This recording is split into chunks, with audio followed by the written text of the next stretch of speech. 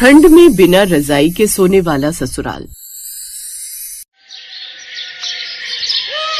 सीमा की शादी भरतपुर गांव में हुई थी। शादी के बाद सीमा अपने ससुराल आ चुकी थी और उसे आए अभी केवल 2 दिन ही हुए थे। धीरे धीरे ठंड का प्रकोप बढ़ता जा रहा था। एक दिन जब सर्दी बहुत अधिक थी तो सीमा ने अपनी सास शकुंतला से कहा, माँ जी, ठंड बहुत बढ़ गई है, आप मुझे बता दीजिए कि सबके रजाई और कंबल कहाँ रखे हैं। मैं उन्हें निकाल कर थोड़ी धूप दिखा देती हूँ ताकि रात को ओढ़ने के काम आ सके। बहू, तू कौन सी रजाई और कंबल की बात कर रही है? हम लोग रजाई कंबल ओढ़कर नहीं सोते, हम तो सिर्फ चादर का इस्तेमाल करते हैं, वो भी तब जब बहुत ज्यादा सर्दी होती है।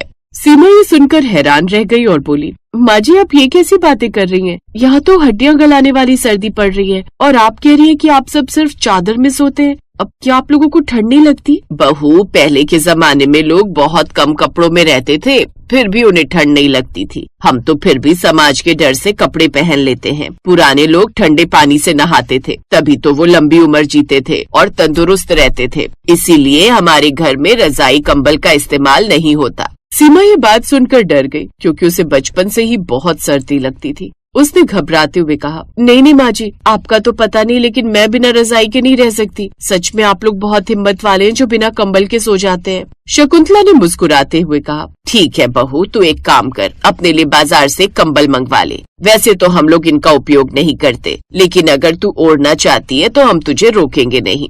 सास की बात सुनकर सीमा की जान में जान आई कि कम से कम उसे तो रजाई ओढ़ने की अनुमति मिल गई है। उसने तुरंत अपने लिए एक बहुत ही मुलायम और गर्म रजाई मंगवा ली। रात को जब सीमा और उसका पति प्रवीण सोने गए तो सीमा रजाई में दुबक कर लेट गई। उसे देख प्रवीण बोला, अरे सीमा, ये क्या? अभी तो ठीक से सर्दी शुरू भी नहीं हुई और तुमने अभी से रजाई ओढ़ ली। क्या तुम्हें माँ ने बताया नहीं कि हमारे घर में कोई भी रजाई या कंबल इस्तेमाल नहीं करता? हाँ जी, माँ जी ने बताया था। ये सुनकर तो मैं दंग रह गई कि मुझे ऐसा ससुराल मिला है जहाँ लोग सर्दी में भी बिना रजाई के रहते हैं। देखो सीमा, हमें बचपन से ही ऐसी आदत डाली गई है। बिना रजाई के सोने से शरीर में फुर्ती रहती है और सुबह नींद भी जल्दी खुल जाती है। अगर तुम रजाई ओढ़कर सोओगी तो सुबह सुबह आलस आएगा। मैं तो कहता हूँ कि तुम भी बिना रजाई के सोने की कोशिश करो। बाप रे बाप, आपको ऐसे सोना है तो सो जाइए, लेकिन मैं तो रजाई ओढ़ूंगी। मुझे नहीं पता था कि मुझे इतना अनोखा ससुराल मिलेगा जहाँ लोग कड़ाके की ठंड में भी रजाई से परहेज करते हैं। प्रवीण हंसने लगा और सीमा अपनी रजाई में दुबक गई, ये सोचते हुए कि इस अनोखे परिवार के साथ उसकी पहली सर्दी कैसे बीतेगी। लेकिन ये तो बस शुरुआत थी। अगले दिन सुबह के 4 बजे थे। बाहर घना कोहरा छाया हुआ था और पक्षी भी ठंड के मारे चहचहाना भूल गए थे। सीमा अपनी रजाई में दुबकी हुई मीठी नींद ले रही थी। तभी दरवाजे पर जोरदार दस्तक हुई। बहू, ओ बहू, उठ जा, सूर्योदय होने वाला है, जल्दी उठकर आंगन में आ। सीमा की नींद टूटी। उसने जैसे रजाई से हाथ बाहर निकाला, उसे ऐसा लगा जैसे किसी ने बर्फ के पानी में हाथ डाल दिया। कांपते हुए वो बाहर आई। माँ जी, इतनी सुबह और इतनी ठंड में आप सब बाहर क्या कर रहे हैं? बहू, हम सब नहा चुके हैं। देख तेरे ससुर जी और प्रवीण को, दोनों ने ताजे ठंडे पानी से स्नान कर लिया है। क्या? इस कड़ाके की ठंड में ठंडे पानी से स्नान? माँ जी, इंसान बीमार पड़ जाएगा। अरे बहू, बीमारी तो मन का वहम है। देखो हम कितने तंदुरुस्त हैं। जो शरीर को कष्ट देता है वही लंबी उम्र जीता है। तू भी जा और ठंडे पानी से नहा ले, शरीर की सारी सुस्ती भाग जाएगी। नहीं ससुर जी, मैं तो गर्म पानी करूंगी। मेरे हाथ पर तो अभी से सुन्न पड़ रहे हैं। शकुंतला ने सिर हिलाया और बड़बड़ाते हुए रसोई में चली गई कि शहर की लड़कियां बहुत नाजुक होती। सीमा पानी भरने के लिए कुएं पर गई जहां गांव की अन्य औरतें मौजूद थीं। क्यों सीमा बिटिया, सुना है तेरे ससुराल में इस बार भी रजाई ना निकली? भरत बाबू का परिवार तो पूरे गाँव में अपनी सजीव जिद के लिए मशहूर है। हाँ रमला चाची, मैं तो परेशान हो गई हूँ। पूरा परिवार सिर्फ एक चादर में सोता है। मुझे तो रजाई ओढ़ने में भी शर्म आती है, जैसे मैं कोई अपराध कर रही हूँ। अरे डर मत, तू ओढ़ अपनी रजाई। इनके घर की तो रीति उल्टी है। पिछले साल ससुर जी को तेज बुखार था, फिर भी उन्होंने कंबल नहीं ओढ़ा। कहते थे कि बुखार तो गर्मी का प्रतीक है, उसे कंबल से और क्यों बढ़ाना। सीमा ये सुनकर और भी डर गई। उसे चिंता होने लगी कि अगर कोई बीमार पड़ा तो क्या होगा। उस रात पारा शून्य के करीब पहुंच गया था। हवा खिड़कियों की दरारों से ऐसे आ रही थी जैसे कोई चाकू चुभ रहा हो। सीमा अपनी 2 परतों वाली रजाई में भी कांप रही थी। अचानक उसे प्रवीण के कराहने की आवाज सुनाई दी। जी, आप ठीक तो हैं? आप ऐसे क्यों कांप रहे हैं? कुछ नहीं सीमा, बस थोड़ी सी ठंड लग रही है, मैं ठीक हूँ। आप ठीक नहीं है, आपका शरीर बर्फ जैसा ठंडा है। प्लीज मेरी आधी रजाई आप ले लीजिए। जिद छोड़िए प्रवीण जी। नहीं, माँ को पता चलेगा तो वो कहेंगे कि मैं कमजोर हो गया हूँ। हमारे खानदान में पुरुषों ने कभी रजाई नहीं छुई। भाड़ में गई ऐसी परंपरा जो जान ले ले। रुकिए, मैं माँ जी को बुलाती हूँ। सीमा दौड़कर शकुंतला के कमरे में गई। वहाँ का नजारा देखकर वो दंग रह गई। शकुंतला और ससुर जी दोनों एक ही चादर में सिमटे हुए थे और ठंड के मारे उनके हाथ पैर नीले पड़ रहे थे, लेकिन फिर भी वो उठकर गर्म कपड़े नहीं पहन रहे थे। माँ जी, ससुर जी उठिए, देखिए प्रवीण जी की क्या हालत हो गई है, उनके फेफड़ों में ठंड बैठ रही है। शकुंतला घबरा कर उठी और प्रवीण के कमरे में आई। प्रवीण का चेहरा पीला पड़ गया था। अरे बेटा, तुझे क्या हुआ? तू तो बहुत कांप रहा है। माँ जी, अब तो बस कीजिए। आप इसे बहादुरी कहती हैं? ये बहादुरी नहीं, बेवकूफी है। भगवान ने हमें बुद्धि दी है ताकि हम मौसम से अपना बचाव कर सके। क्या आपको अपने बेटे की जान से ज्यादा प्यारी अपनी ये रजाई ना ओढ़ने वाली परंपरा है? शकुंतला चुप हो गई। उसकी आंखों में आंसू आ गए। उसने देखा कि उसकी जिद उसके इकलौते बेटे को अस्पताल पहुंचा सकती है। ससुर जी, आप भी सुनिए। पुराने जमाने में लोग गुफाओं में रहते थे, तो क्या हम भी आज घर छोड़ दें? समय बदल गया है। अगर आज हमने रजाई नहीं ओढ़ी तो कल हम सब बीमार होंगे और फिर डॉक्टर को हजारों रुपए देंगे। अगले दिन सूरज निकला तो घर का माहौल बदला हुआ था। सीमा ने देखा कि ससुर जी धूप में बैठे थे और उनके कंधों पर एक पुराना लेकिन गर्म लोई यानी ऊनी चादर। शकुंतला रसोई से बाहर आई और सीमा को अपने पास बुलाया। बहू, कल रात तूने जो कहा वो मेरी समझ में आ गया। हम लोग अपनी जिद को परंपरा समझ बैठे थे। प्रवीण अब ठीक है, पर उसे वाकई बहुत तेज ठंड लग गई थी। माँ जी, मेरा मकसद आपका अपमान करना नहीं था। नहीं बहू, तूने तो हमारी जान बचा ली। आज मैंने प्रवीण को शहर भेजा है। मैंने उसे कहा है कि पूरे घर के लिए सबसे अच्छी रजाइयाँ और गर्म कंबल लेकर आए। अब से इस घर में कोई भी ठंड से नहीं ठिठुरेगा। उस दिन के बाद भरतपुर के उस घर में बिना रजाई वाली परंपरा हमेशा के लिए दफन हो गई।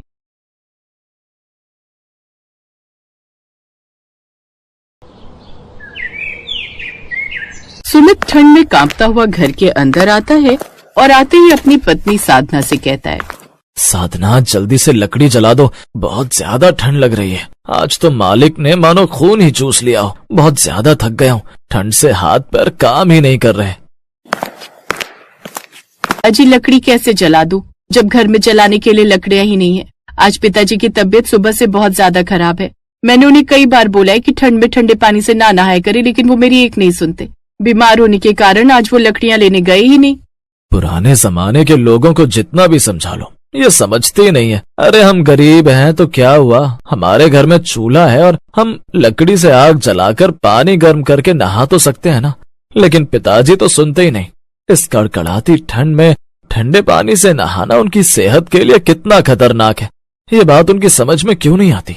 हर साल यही परेशानी होती है। सुमित भी अपने पिता मनीष की चिंता कर रहा होता है कि तभी मनीष वहाँ पर आते हैं और सुमित से कहते हैं, अरे सुमित बेटा, इतनी चिंता मत कर मेरी। ये सर्दी जुकाम तो कुछ दिनों में ठीक हो जाएगा। तेरा बाप बहुत सख्त जान है, इतनी जल्दी उसे कुछ नहीं हो सकता। ये तो मेरी तबीयत खराब देखकर बहू ने मुझे लकड़ियां लेने के लिए जाने ही नहीं दिया। तभी वहाँ पर खांसते हुए राजू आता है और कहता है, माँ वो सब छोड़ो ना, अब तो ठंडी बहुत हो गई है और पिताजी भी आ गए। आप संदूक में से रजाई निकलवा दो ना। जी हाँ, ठंड बहुत ज्यादा हो गई है और चादर से ठंड खत्म नहीं होती है। वैसे भी चादर बिछ चुके हैं। हमारे घर में एक ही तो रजाई है, उसे निकाल लेते हैं। कम से कम पूरा परिवार उसे ओढ़कर सो तो पाएगा। अब साधना और सुमित मिलकर उस संदूक को खोलते हैं जिसके अंदर रजाई रखी हुई थी। जैसे ही उन्होंने संदूक को खोला, उसमें से 2-4 चूहे निकलकर इधर उधर भागने लगे। साधना ने जैसे रजाई को हाथों में उठाया, वह माथा पीटते हुए कहने लगी, अरे सत्यानाश हो इन चूहों का। एक ही तो रजाई थी हमारे घर में, वो भी इन्होंने खराब कर दी। अब मेरा गरीब परिवार क्या करेगा? इस फटी हुई रजाई में भला ठंड कैसे रुकेगी? अब रात भर ठिठुरना ही हमारी किस्मत में लिखा है। साधना बहू, अब जो है यही है। ठंड में गरीब परिवार की एक ही रजाई है और इसे ही ओढ़ना पड़ेगा, चाहे जैसी भी हो। साधना ने अपने पूरे परिवार के ऊपर वो रजाई डाल तो दी, लेकिन उस रजाई में से बदबू आ रही थी और वो जगह जगह से फट चुकी थी, जिस वजह से पूरा परिवार रात भर ठंड में ठिठुरता रहा और उसे ओढ़ नहीं पाया। राजू रात भर खांसता रहा और सुमित बेचैनी से करवटें बदलता रहा। तभी अगली सुबह गांव का भीम, जो कि सुमित का दोस्त था, वो भागते हुए आया और कहने लगा, जल्दी चल सुमित, गांव के जो जमींदार है ना, उनके घर बेटा पैदा हुआ है, इसीलिए वो गरीबों को मंदिर के बाहर रजाई कंबल बांट रहे हैं। तू अपने परिवार को भी लेकर चल, तेरा नंबर भी आ जाएगा। हो सकता है तेरे पूरे परिवार को 4 अलग अलग रजाई मिल जाए। अगर ऐसा ना भी हुआ तो पूरे परिवार के हिस्से में एक रजाई तो आ ही जाएगी। सुमित ये बात सुनकर बहुत ज्यादा खुश हो जाता है और उसके बाद वो अपने पूरे परिवार को लेकर जहाँ जमींदार जी मंदिर के बाहर रजाई कंबल बांट रहे थे वहाँ पहुँच जाता है, जिसके बाद पूरा परिवार ठंड में लाइन में लग जाता है। लेकिन मौसम की मार थी या प्रकृति का अत्याचार कि तभी जोरों से बारिश होने लगती है और उसका पूरा परिवार बारिश में भीगने लगता है। राजू ने कांपते हुए कहा, माँ बहुत ज्यादा ठंड लग रही है। इतनी ठंड तो हमारी उस झोपड़ी में भी नहीं लगती जिसमें जगह जगह छेद हो रहे हैं। माँ कुछ करो ना। बेटा बस थोड़ा सा इंतजार कर ले, जैसे ही हमारा नंबर आ जाएगा हम रजाई लेकर यहाँ से चले जाएंगे और उसके बाद उस रजाई के अंदर हम आराम से सोया करेंगे। वो लोग काफी देर तक बारिश और ठंड में खड़े रहते हैं और जब तक उनका नंबर आता है किस्मत से एक ही रजाई बचती है और जमींदार वो रजाई सुमित के परिवार को दे देता है।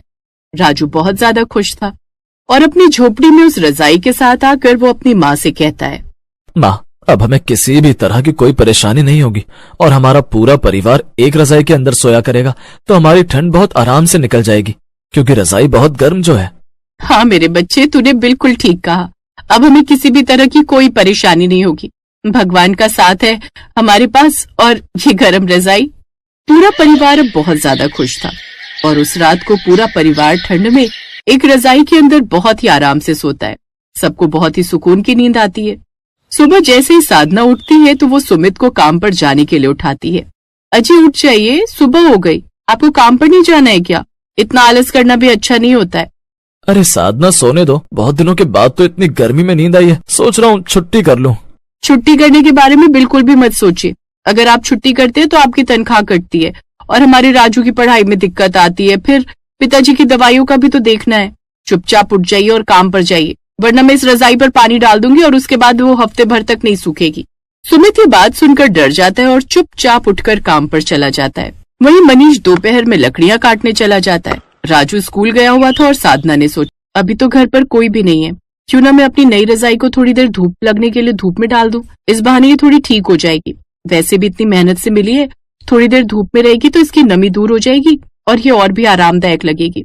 साधना ये बोलकर अपनी रजाई को बाहर रस्सी पर धूप में डाल देती है ताकि उस पर थोड़ी सी धूप लग जाए और वो ठीक हो जाए और साधना घर के काम करने लगती है।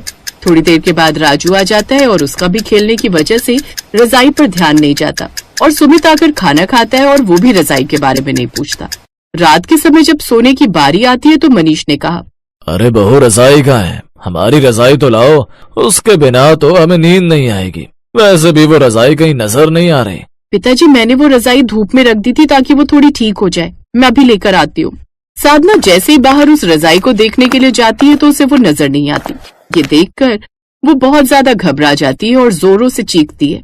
उसके चीखने की आवाज सुनकर उसका पूरा परिवार बाहर आता है और सुमित कहता है, क्या बात हो गई है साधना, तुम इस तरह चीख क्यों रही हो? सब कुछ ठीक तो है ना? कुछ भी ठीक नहीं है जी, देखो ना हमारी रजाई चोरी हो गई। ठंड में पूरा परिवार एक रजाई का इस्तेमाल कर रहा था, अब हम क्या करेंगे? साधना बहुत रोती है लेकिन उन लोगों को वो रजाई नहीं मिलती। मनीष, सुमित और राजू जगह जगह जाकर उस रजाई को ढूंढने की कोशिश करते हैं लेकिन वो सब नाकाम होते हैं। अब पूरा परिवार ठंड में ठिठुर रहा होता है और सुमित कहता है, क्या जरूरत थी साधना तुम्हें वो रजाई धूप में रखने की? वैसे भी नई रजाई को धूप में कौन रखता है? तुम्हारी वजह से देखो आज हमारा परिवार फिर से ठंड में ठिठुर रहा है और हमारे पास कोई रास्ता नहीं है। हम तो फिर भी गुजारा कर लेंगे लेकिन राजू का क्या होगा? जी मुझे क्या पता था कि इस घर में इंसानों से ज्यादा चोर रहते हैं जिसे इस गरीब परिवार पर थोड़ा भी तरस नहीं आएगा और वो ऐसा काम करेंगे। मेरी एक छोटी सी गलती ने आज हमें फिर उसी पुरानी भयानक ठंड के हवाले कर दिया है।